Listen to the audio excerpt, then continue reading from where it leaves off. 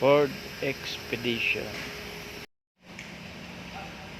Pace na brake disc. Palit ng idler. Maingay. Sabi nga kapag maingay, pinapaltan agad.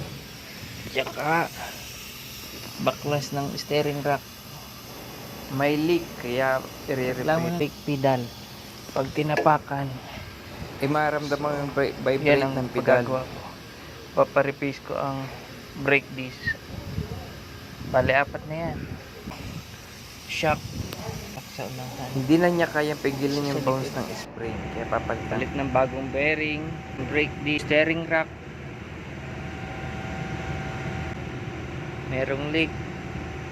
Brake pad, front and rear. Replace ng brake disc, front and rear. Idler bearing.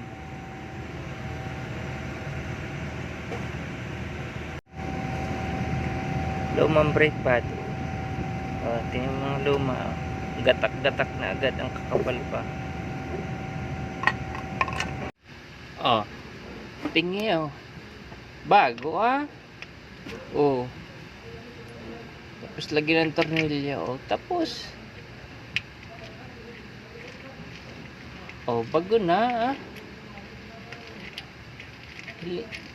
tingnan mo bago. Tingin mo kabit ko na lahat hindi ko na binidyo pagkabit kasi mahirap kabit na hindi mo kaya kabit yan isang kamay.